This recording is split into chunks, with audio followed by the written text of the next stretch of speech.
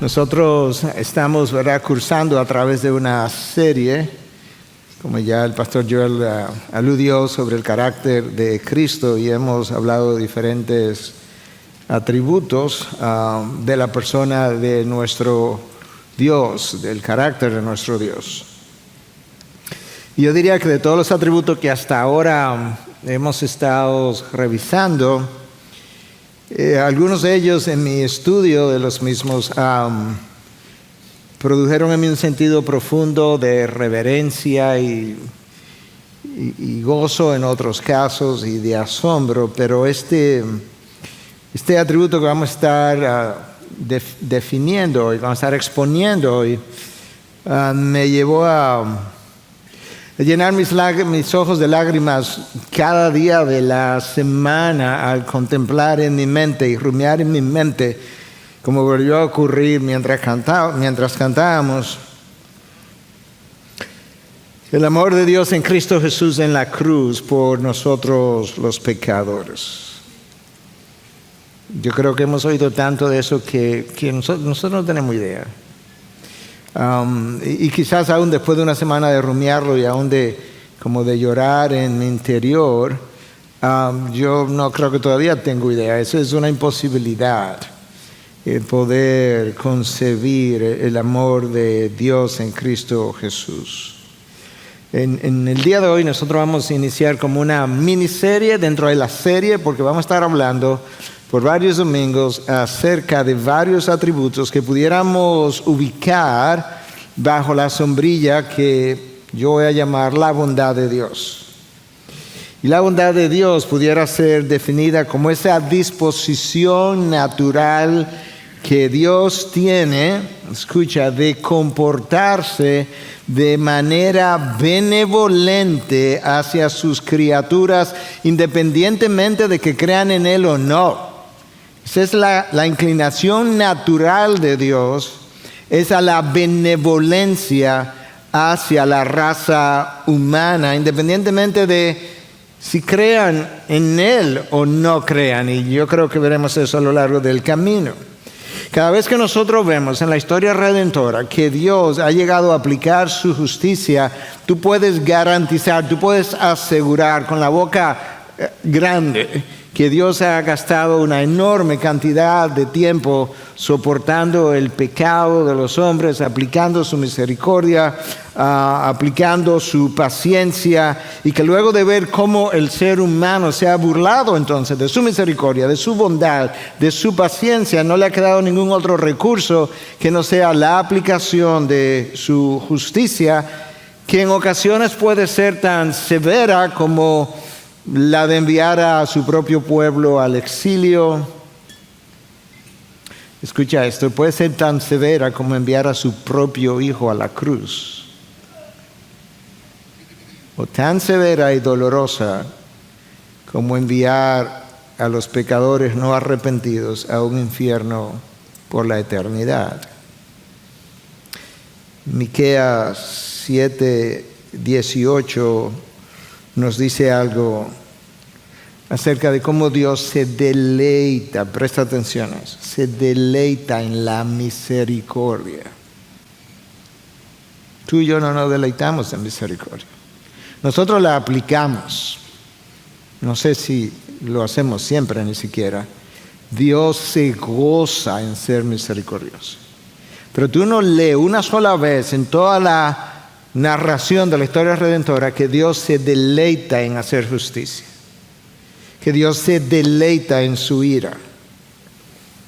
No, su inclinación natural es hacia la bondad. De hecho, cuando Moisés le pidió a Dios que le mostrara su gloria, ¿y su gloria qué es? Es el conjunto de sus atributos. Esto es lo que Dios hizo. Pasa delante de Moisés, y pasando delante de él proclamó: el Señor Dios, escucha, compasivo y clemente, lento para la ira y abundante en misericordia y verdad. Eso es como Dios comienza a describir su carácter. que guarda misericordia a millares, el que perdona la iniquidad, la transgresión y el pecado. Tú estás oyendo cómo Dios comienza a describirle su carácter a Moisés, el que perdona la iniquidad, la transgresión y el pecado. 3 palabras distintas.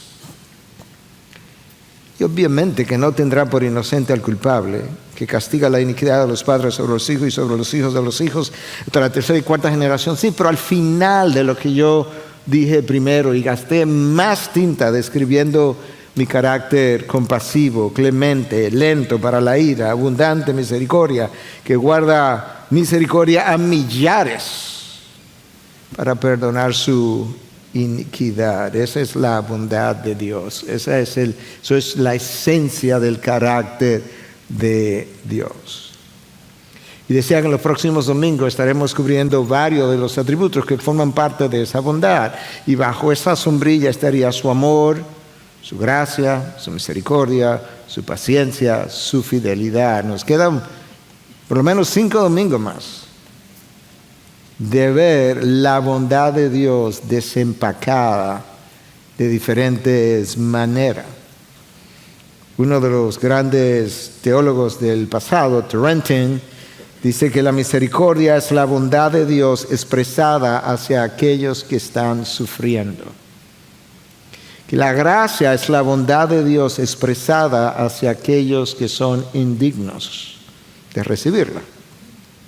La paciencia es la bondad de Dios expresada hacia aquellos que le provocan por un largo tiempo. Y el amor de Dios es su bondad expresada hacia el bien, escuche, tal como lo ve en la creación. Dios vio todo lo que creó y dijo que era abundantemente bueno en gran manera, expresada hacia el bien, tal como lo ve en la creación, y lo prevé en la recreación redentora. En otras palabras, la inclinación natural que Dios tiene para amar a los pecadores es previendo su redención y la recreación de todo lo que el hombre dañó. Con esa introducción yo quiero comenzar a explorar el texto de hoy. El tema o el título de mi mensaje es El Dios que ama incondicionalmente. Y yo escogí un texto de 1 de Juan 4, versículos 7 al 11. Y lo escogí porque hay grandes verdades resumidas en pocas palabras. Escucha lo que Juan dice del 7 al 11. 1 de Juan, capítulo 4. Amados, amémonos unos a otros, porque el amor es de Dios, y todo el que ama es nacido de Dios y conoce a Dios. El que no ama no conoce a Dios, porque, escucha, Dios es amor. En esto se manifestó el amor de Dios en nosotros, en que Dios ha enviado a su Hijo unigénito al mundo para que vivamos por medio de Él. En esto consiste el amor de Dios, esto es, no en que nosotros hayamos amado a Dios, sino en que Él nos amó a nosotros y envió a su Hijo como propiciación por nuestros pecados. Amados, si Dios así nos amó, también nosotros debemos amarnos unos a otros. En esos 5 versículos, Juan aborda verdades extraordinarias que forman parte de la columna vertebral de la fe cristiana. Pero yo creo que todo lo que ahí está dicho, y probablemente todo lo que está dicho en el Nuevo Testamento, de una u otra manera, gira alrededor de una sola frase en esos 5 versículos que yo leí. Y esa es la razón por la que escogí este texto, porque esta frase define cosas que nosotros necesitamos entender. Y esa frase es: Dios es amor. Versículo 8. Una frase que Juan repite en el mismo capítulo, 8 versículos más abajo, en el versículo 16. Dios es amor. Pero antes de desempacar esa frase, déjame hacer varias observaciones. Nota que el texto no dice que el amor es Dios. Eso es otra cosa. Esa es una idea falsa. Eso representa una reducción de quién Dios es, una reducción masiva. No es que el amor es Dios, es que Dios es amor. Nota también que el texto no dice que Dios es solamente amor, porque eso también sería un reduccionismo y sería falso. Para ayudarnos a entender lo que Juan está tratando de comunicar, déjame mencionarte un par de otras frases en otros pasajes. En esta misma carta, en Juan 5, él dice, Dios es luz. Cuando Juan dice que Dios es luz, él está tratando de describir algo similar a lo que él está tratando de describir cuando dice Dios es amor. Está tratando de describir algo de la esencia de Dios. El mismo Juan, cuando escribió su evangelio, dijo que la luz brilló en las tinieblas. Las tinieblas representando, el mundo de pecado del hombre, y la luz representando todo lo que Cristo es, y en particular representando su santidad y su verdad. Juan más adelante en su evangelio, en 4:24, dice que Dios es espíritu. Dios es espíritu, Dios es luz, Dios es amor. Todas esas frases están tratando de describir la esencia de Dios. Escucha esta cita que nos puede ayudar. Es un tanto extensa, tiene mucho contenido, tiene contenido de varios teólogos diferentes. No es mía, es una cita tomada de otro autor, Terry Johnson, pero yo creo que nos dice mucho acerca de esta frase. La cita comienza con la frase, Dios es amor. Con esto llegamos a lo que Robert Law describió en 1909. Llamó esa frase la cumbre de toda la revelación, y a lo que John Stott llamó la afirmación más comprensiva y sublime acerca de la esencia de Dios.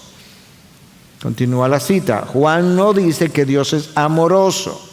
No es la conducta de Dios lo que está siendo descrito aquí, sino su naturaleza.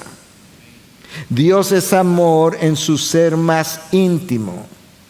Dios ama, agrega Morris, pero no de una manera accidental. Él ama porque su naturaleza es amar, porque es su naturaleza el darse a sí mismo de manera incesante en amor.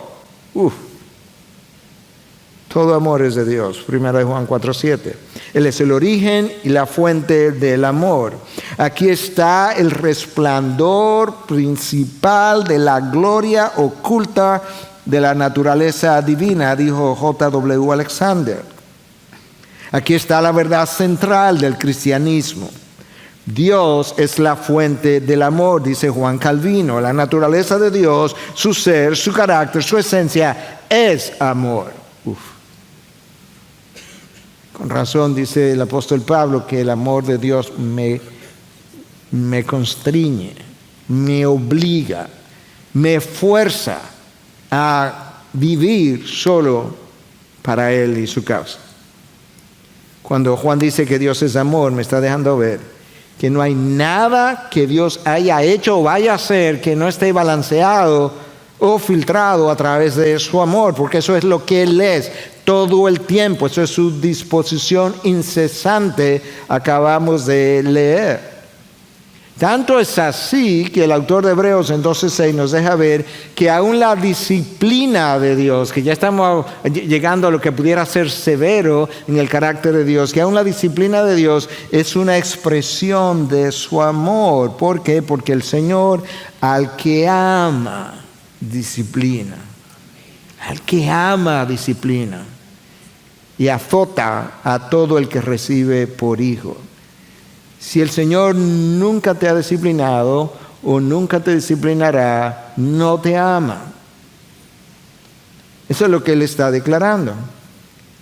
Y de hecho en 12:10 de Hebreos, él dice que Él nos disciplina para nuestro bien. Tú puedes ver por qué la disciplina es parte del amor de Dios. Él nos disciplina para nuestro bien, para que participemos de su santidad. Y cuando tú participas de su santidad, tú puedes recibir todas las bendiciones posibles que Dios quiere darte en la vida presente y en el mundo venidero. Dios nos disciplina porque Él es santo, pero nos disciplina porque Él quiere que yo participe de su santidad, porque ahí está el secreto del disfrute de sus bendiciones. Lamentablemente, muchos de los hijos de Dios conocen, o lo que conocen como el amor de Dios, dista mucho de lo que la Biblia describe como el amor de Dios. Aun cuando nosotros lo celebramos y lo aplaudimos, con frecuencia lo que celebramos y aplaudimos todavía se queda muy corto de lo que la Biblia describe como el amor de Dios, porque con frecuencia nosotros interpretamos el amor de Dios como indulgencia hacia nuestras iniquidades. Wow, sí, Dios me ama, porque yo me acuerdo cuando yo cometí este pecado, mira, y como que no tuve grandes consecuencias o ninguna consecuencia. Y otras veces entonces interpretamos la amorosa disciplina de Dios como el odioso juicio de Dios hacia nosotros. Nosotros ni entendemos el amor de Dios, ni entendemos su disciplina o su justicia. El amor de Dios es un amor moral, no está divorciado de su santidad. No lo puede estar, porque Dios es santo de la misma manera que Dios es espíritu y de la misma manera que Dios es amor. Y que Dios es luz. Escucha cómo el apóstol Pablo combina estas ideas. Romanos 11:22. Mira pues la bondad y la severidad de Dios en una misma persona. Severidad para los que cayeron, pero para ti bondad de Dios si permaneces en su bondad. De lo contrario también tú serás cortado. Como dijera W. Pink, muchos hablan del amor de Dios y pocos conocen el Dios del amor. Muchos hablan del amor de Dios, pero conocen poco del Dios del amor. Déjame decirte de entrada que si tú eres su hijo, tú eres, o Dios te ama infinitamente más de lo que tú piensas. Si tú eres su hijo, Dios te ama más infinitamente de lo que tú piensas. Y tristemente tú y yo le amamos menos, o le amamos infinitamente menos de lo que creemos. Dios nos ama infinitamente más de lo que tú y yo pensamos, y nosotros le amamos infinitamente menos de lo que creemos. Si me amáis, obedeced mis mandamientos. Eso es como yo sé que le amamos infinitamente menos de lo que creemos.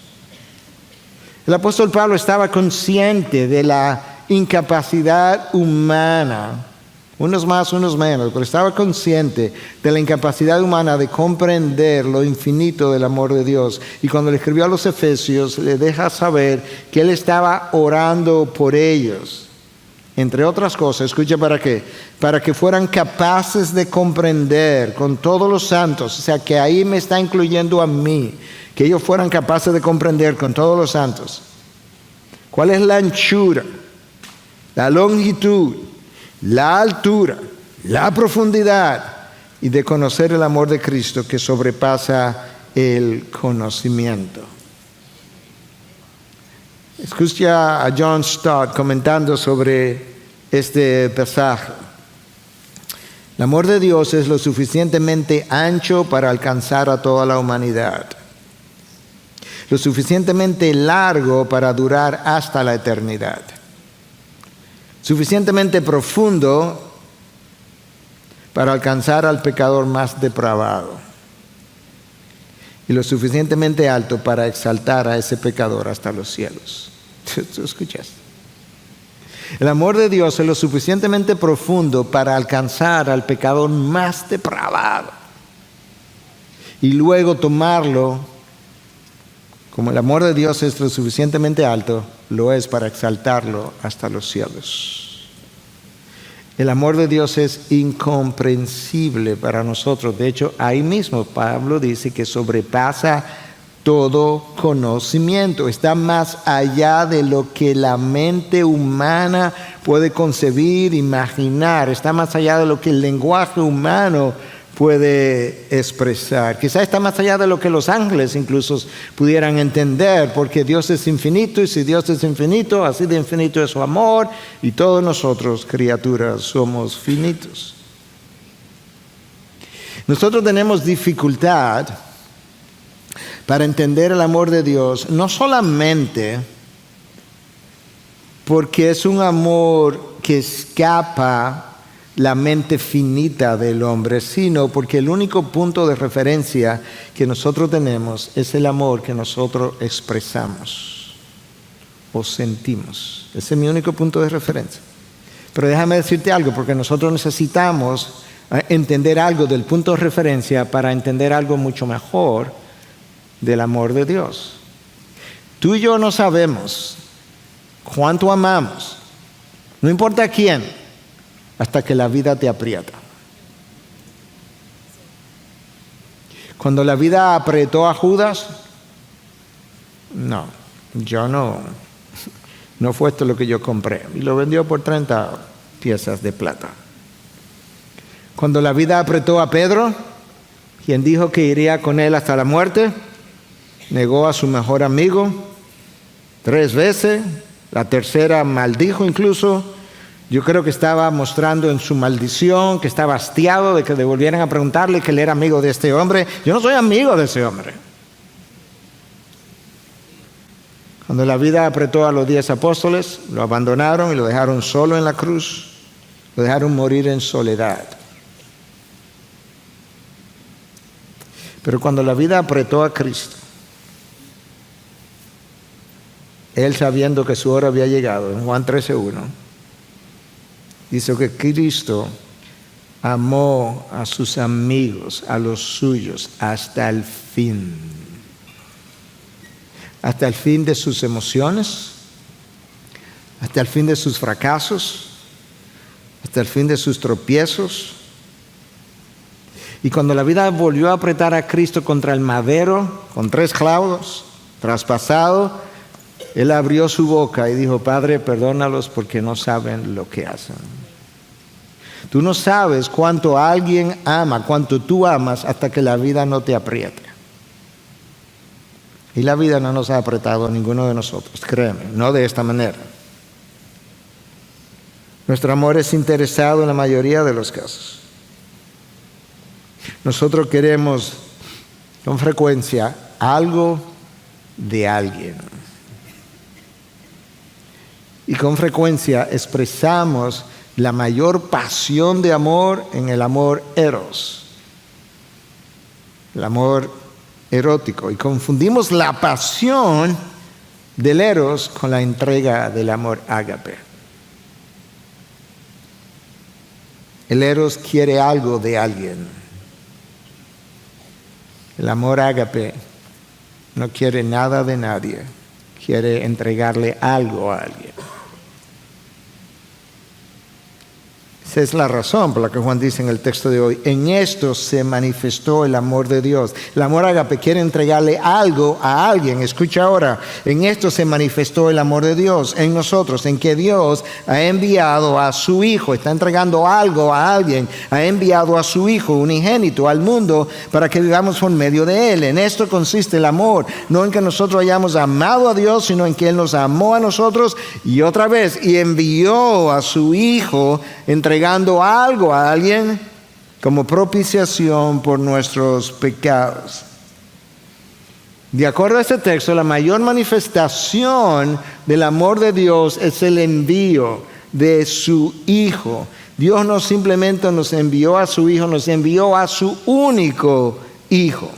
Y no solamente nos envió a su unigénito, lo envió al mundo. Y cuando habla de que Dios envió a su Hijo al mundo, está hablando de que cuando su Hijo vino, amó a los suyos de una manera, pero amó al mundo de otra manera, de tal forma que a todos les amó hasta el punto que les perdonó en la cruz lo que hacían contra Él. Dios envió a su Hijo a un mundo de rechazo, de corrupción moral, de mentira, con desdén por la verdad que Él vino a encarnar y pasarse 33 años de su vida en medio de la maldad de los hombres, del rechazo de los hombres, en medio del engaño. Siendo tú completamente puro, debe haber sido extremadamente difícil y doloroso. Lo doloroso para Jesús al moverse entre hombres pecadores es ver la pobreza espiritual de aquellos que le rodeaban. No que lo iban a crucificar, Él se ofreció para eso. Tu pobreza espiritual que te lleva a vivir como vives. Pero Él lo soportó porque el amor todo lo soporta, dice 1 Corintios 13, y cubre una multitud de pecados. Quizás con esa afirmación de parte de Juan, acerca de que el amor es Dios y que la demostración de ese amor es la entrega de su Hijo, quizás pudiéramos comenzar a caracterizar el amor de Dios. Benedict Peter, de los años 1600-1700, definió el amor de Dios como aquello que hace a Dios inclinarse hacia la criatura. Mueve a Dios a inclinarse hacia la criatura. Escucha ahora. Deleitándose en hacerle bien. Se inclina hacia la criatura, se deleita en hacerle bien y, como si pudiera decirse, queriéndose unir con ella. La realidad es que cuando Dios envió a su Hijo, se unió a la criatura, porque se hizo hombre y vivió entre los hombres. Y eso es lo que Juan dice, que en esto se manifestó el amor de Dios. Déjame tomar esa frase y combinarla con cosas que Juan dice. En esto consistió el amor de Dios, en que Él se inclinó hacia la criatura para hacerle bien, y como se quería unir con ella, envió a su Hijo para que se hiciera hombre y se uniera a la criatura y caminara entre ellos. Con esa definición de lo que el amor es, vamos a ver si podemos caracterizarlo en el tiempo que nos queda. El amor de Dios es eterno. Es eterno, claro, porque forma parte de su esencia, de manera que desde que Dios es Dios, desde siempre, desde la eternidad pasada, Él es amor. De manera que el amor que Dios posee hoy y expresa hoy es el mismo que Él ha tenido desde toda la eternidad. Con razón, Dios le dice a Israel en Jeremías 31:3, con amor eterno te he amado. No ha habido un solo momento de la eternidad donde yo no hubiese pensado en ti, Israel, y que no te hubiese amado. Si Dios me amó desde la eternidad, su amor no está relacionado en nada a lo que yo soy, ni a lo que yo hago, ni lo que yo poseo, porque me amó antes de mi existencia. De hecho, Dios primero amó la idea de Miguel en el futuro y luego en el tiempo me creó. Porque me amó, entonces me eligió, también en la eternidad pasada. Porque me amó, me justificó en la cruz. Porque me amó, me preservará en el camino hasta que entre en gloria. Porque lo que Dios comienza, Dios termina. Y la evidencia de que Él lo va a terminar es el hecho de que Él lo comenzó. Pablo afirmó que el amor de Dios es eterno en 2 Timoteo 1:9. Escucha, Él nos ha salvado y nos ha llamado con un llamamiento santo, no según nuestras obras, tiene nada que ver conmigo, sino según su propósito y según la gracia que nos fue dada en Cristo Jesús desde la eternidad. Dios me amó con la gracia que me fue dada en Cristo Jesús desde la eternidad. Desde la eternidad Dios me vio y me vio pecando y me dio gracia en Cristo Jesús. El amor de Dios es eterno. Número 2, el amor de Dios es independiente del amado. Se origina en Él. Dios no vio nada atractivo en mí, nada hermoso en mí. De hecho, Romanos 5:8 dice que Dios nos amó cuando nosotros éramos todavía pecadores. Dios detesta el pecado, aborrece el pecado. Me amó en esa condición. 2 versículos más adelante, 5:10. Dios me amó o nos amó cuando éramos todavía sus enemigos. Si la realidad es conocida, hermanos, hay suficiente cosas en ti y en mí que Dios detesta, aborrece, odia y así me amó.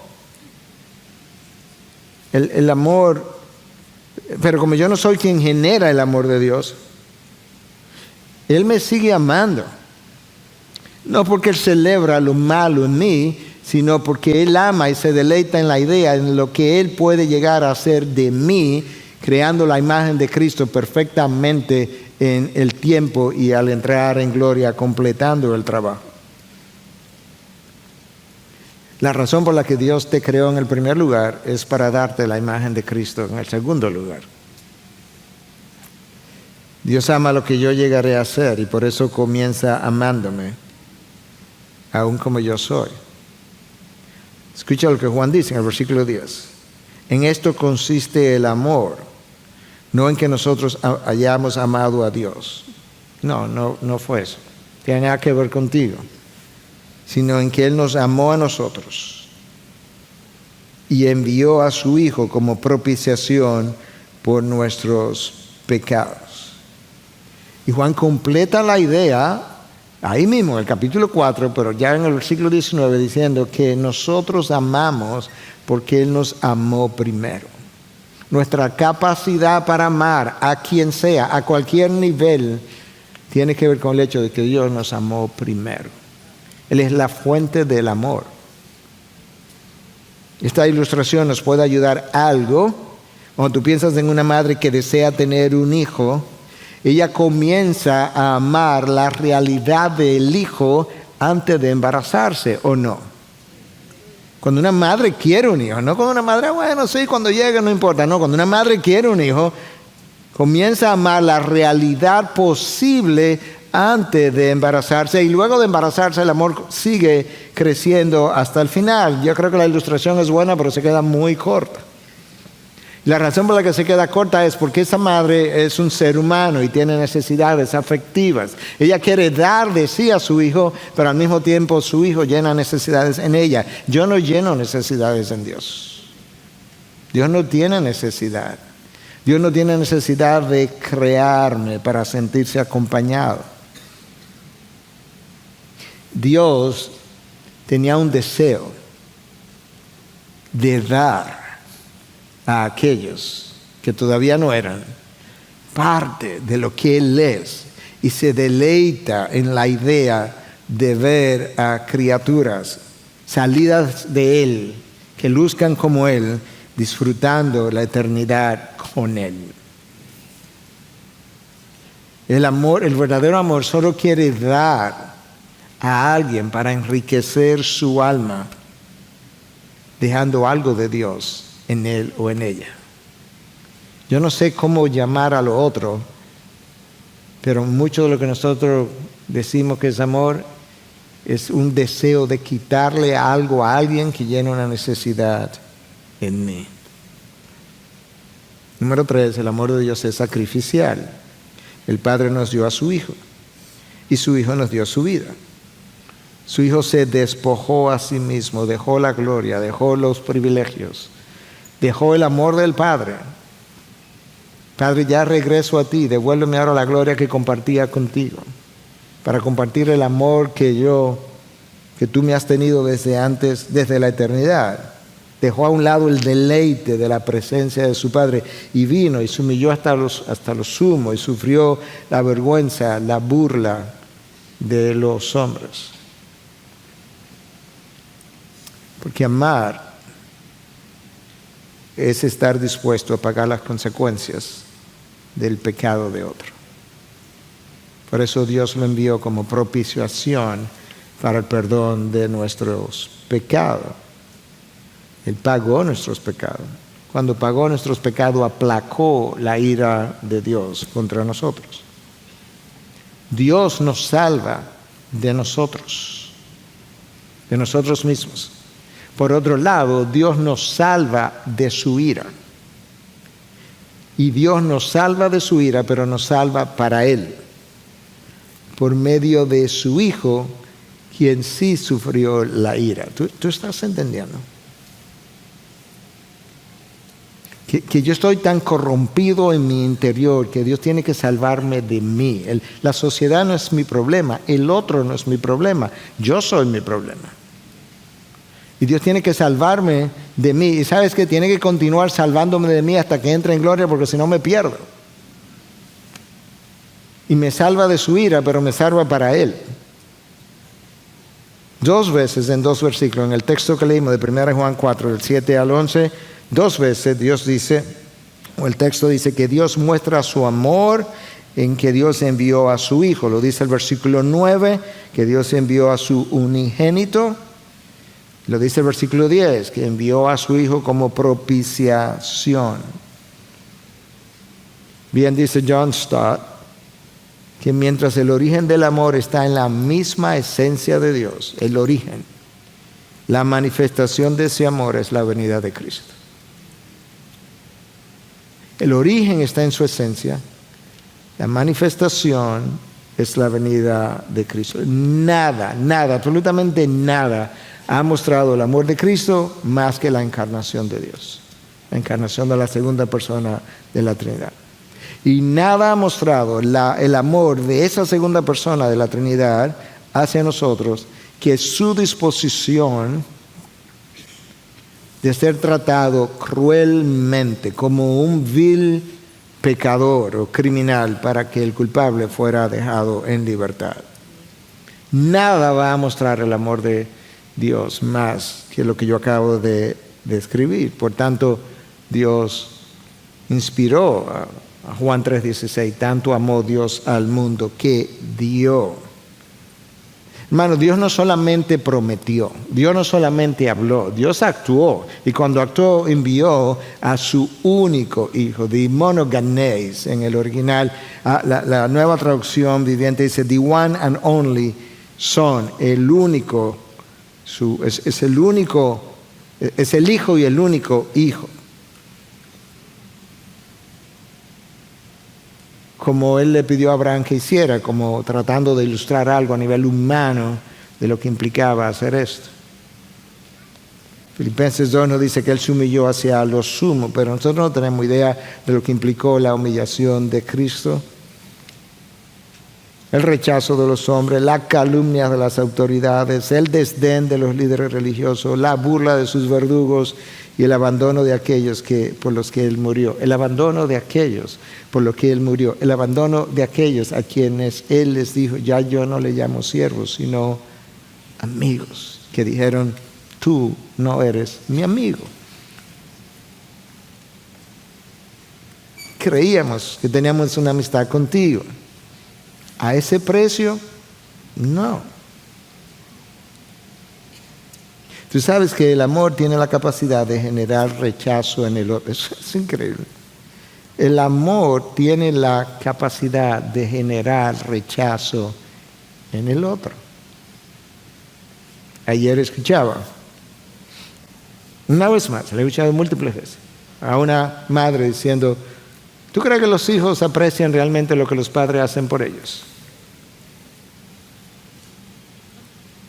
¿Tú sabes la historia de la parábola del hijo pródigo? El padre amó al hijo, que todavía no era pródigo,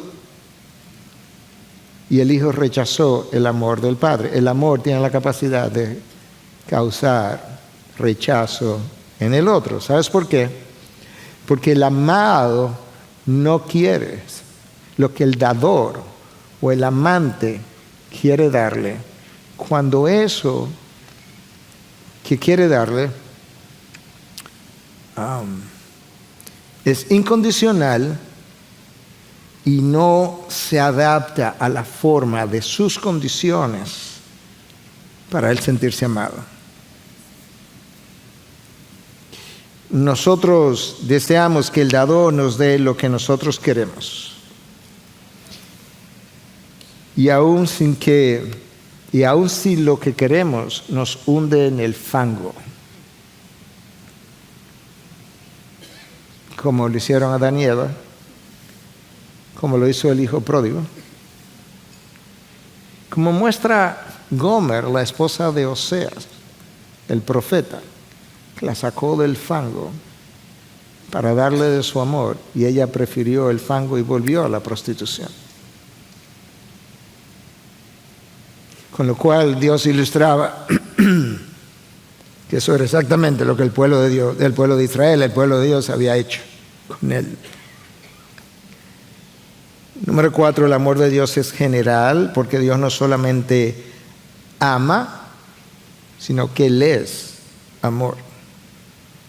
De manera que cada vez que Dios se relaciona a sus criaturas, nota que no dije a los creyentes, cada vez que Dios se relaciona a sus criaturas, lo hace a través de su amor. De hecho, Cristo enseñó eso en el Sermón del Monte. Escucha cómo lo enseñó. Capítulo 6, versículo 43 al 45. Ustedes han oído que se dijo, amarás a tu prójimo y odiarás a tu enemigo. Pero yo les digo, amen a sus enemigos y oren por lo que les persiguen.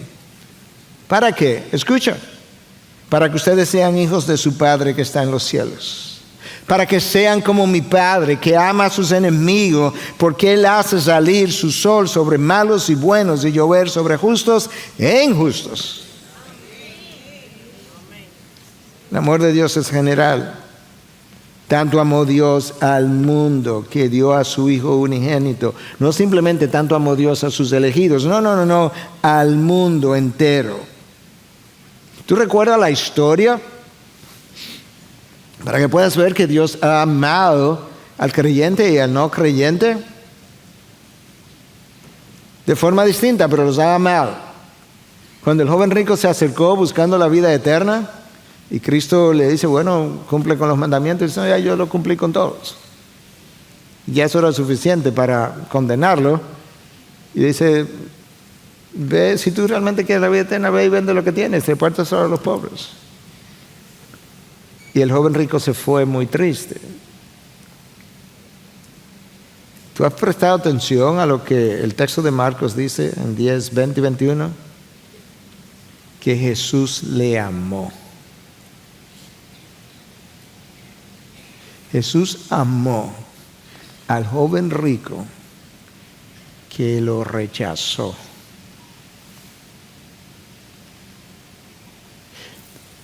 Porque a Jesús le dolió la pobreza espiritual del corazón de dicho joven. Dios hubiese querido perdonar a Sodoma y Gomorra si hubiesen aparecido 5 justos. Porque Dios se deleita en la misericordia, leímos de Miqueas. El retardo del juicio de Dios una y otra vez, aún en tu propia vida, tiene que ver con una sola cosa, mi hermano. Es la misericordia de Dios que frena la justicia de Dios. D.A. Carson dice que Dios tiene compasión de nuestra raza rebelde. ¿Notaste cómo Carson no dice que Dios tiene compasión de sus hijos solamente? No. Dios se duele con la raza rebelde. Gente terminará en el infierno, pero no sin antes que Dios haya experimentado dolor por ellos. Número 5, el amor de Dios es especial y soberano. Es general, pero también es especial y soberano. Deuteronomio 7, versículos 6 al 8. Porque tú eres pueblo santo para el Señor tu Dios, o sea, Israel. El Señor tu Dios te ha escogido para ser pueblo suyo de entre todos los pueblos que están sobre la superficie de la tierra. Yo miré todos los pueblos, miré todas las tribus y te escogí. Versículo 7, escucha. El Señor no puso su amor en ustedes ni los escogió por ser ustedes más numerosos que otro pueblo, pues eran el más pequeño de todos los pueblos. Entonces, ¿por qué lo hizo? Escucha, versículo 8. Mas porque el Señor los amó, el Señor se dispuso a amarlo, pero no había nada en ellos. No había nada. Ellos no tenían nada que otros pueblos no tuvieron. De hecho, tenían menos, eran más pequeños. Y guardó el juramento que hizo a sus padres el Señor. El Señor los sacó con mano fuerte y los redimió de casa de servidumbre de la mano de Faraón, rey de Egipto. Eso es parte de su amor. Es soberano, es especial, es general, pero es especial también. Romanos 9:13, a Jacob amé, a Esaú aborrecí. Pero es tan especial que es personal. Pablo dice en Gálatas 2:20 que Jesús me amó y se entregó a sí mismo por mí. Ya Pablo no está hablando de la raza humana, no está hablando de los elegidos, Pablo está hablando de su persona y dice, el Señor me amó y se entregó a sí mismo por mí. De manera que el amor de Dios es general, pero es especial, y es tan especial que es personal, pero es soberano. Porque ama a unos como a Jacob de una manera especial y a Esaú de una manera general. El amor de Dios es trinitario.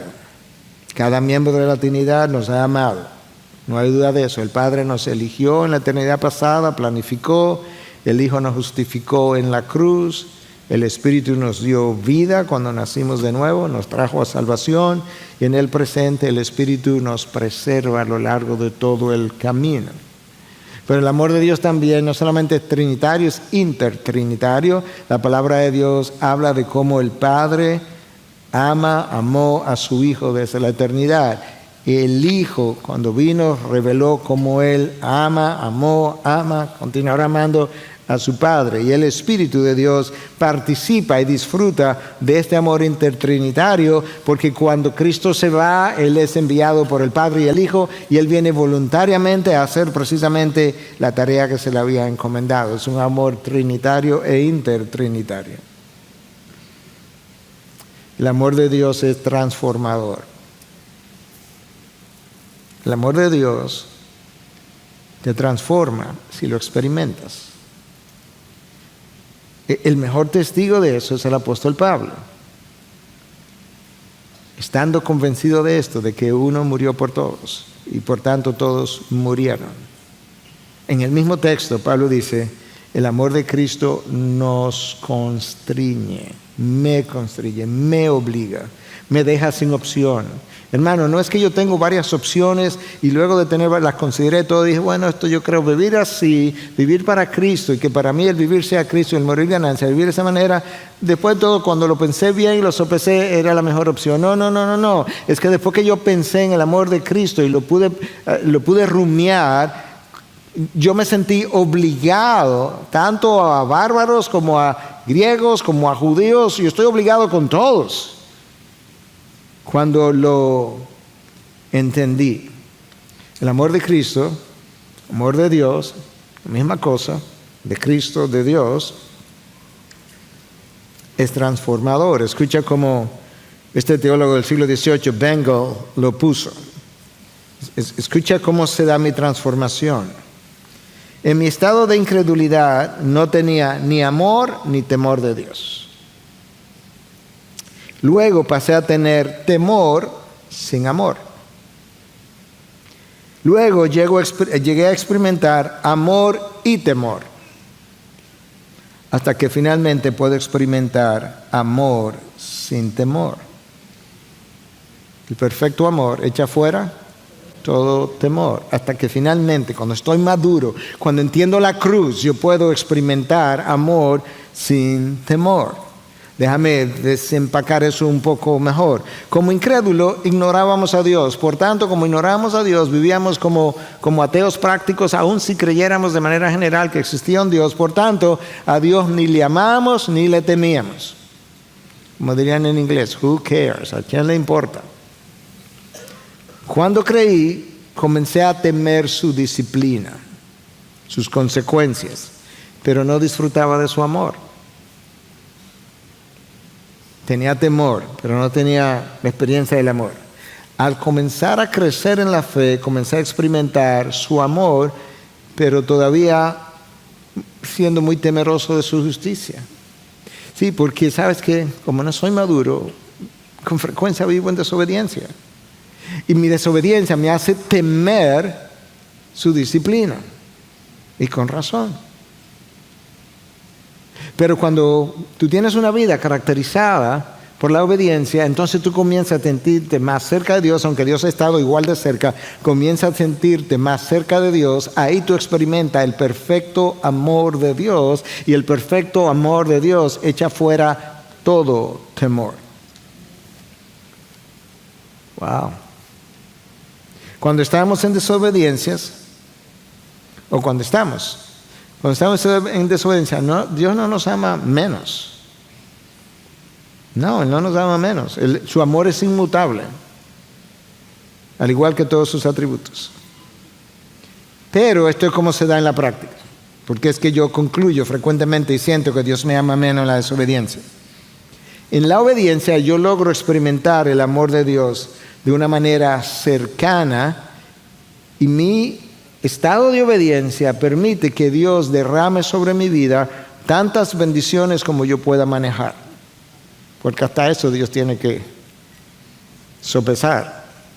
A Pablo hubo que ponerle un aguijón en la carne, no fuera a hacer que las bendiciones que él experimentó en el tercer cielo lo enorgullecieran. Tú ves lo limitado que nosotros somos, que Dios tiene que incluso en su amor sopesar hasta dónde nos va a bendecir, porque las bendiciones nos pueden dañar, porque nos enorgullecemos. Entonces en la obediencia estoy cerca, lo experimento cerca, experimento sus bendiciones. En la desobediencia Dios activa otro aspecto de su amor, del mismo amor, que es su disciplina. ¿Y por qué Dios hace eso? Oye bien, para que participe de su santidad. Él te disciplina para tu bien, para que participe de su santidad. Y cuando participa de su santidad, participa de sus bendiciones. ¿No es eso lo que quieres? Finalmente, el amor de Dios es perseverante. Si lo fuéramos a poner en el lenguaje de la calle, diríamos que el amor de Dios es terco. Oye, Él te ama y te cae atrás y te sigue amando, y tú lo rechazas y te sigue amando. Y tú regresas al mercado del esclavo, y tú dejas a Oseas y te va a la prostitución, y Dios te sigue amando. Esa es la razón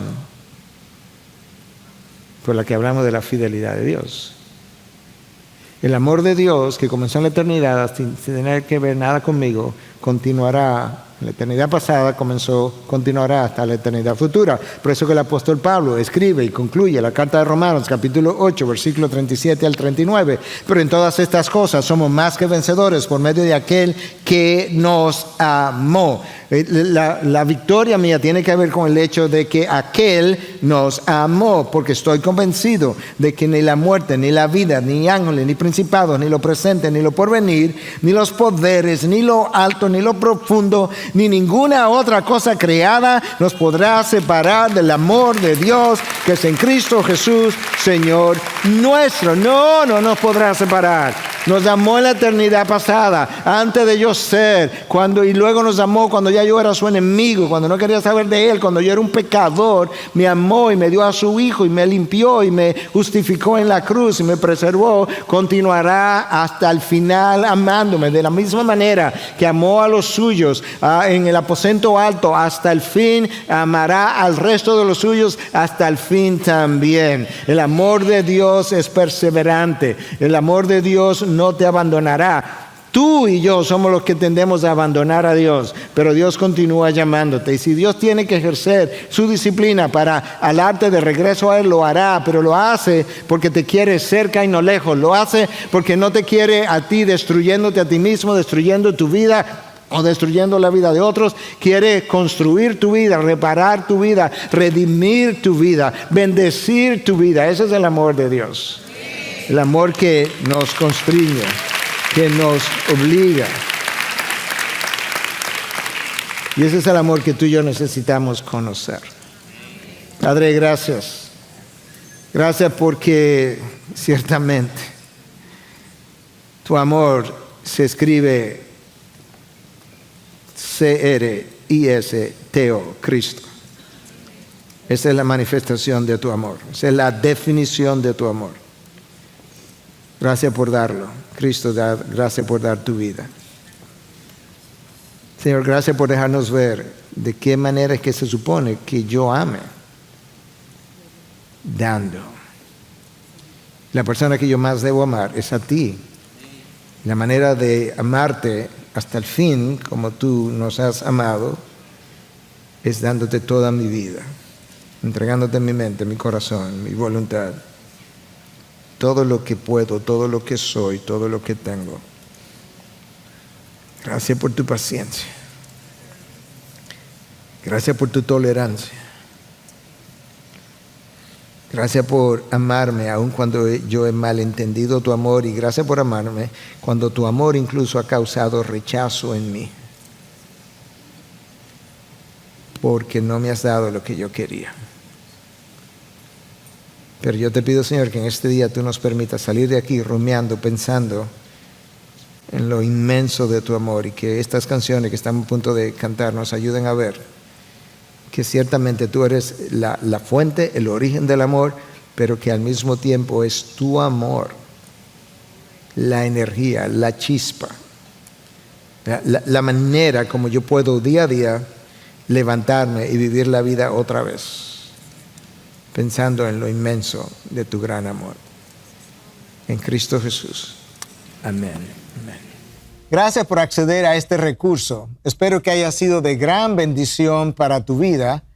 Te sugiero que te suscribas a este canal de forma que tú puedas recibir notificación la próxima vez que hayamos subido un nuevo recurso que pueda servirte de instrucción y bendición.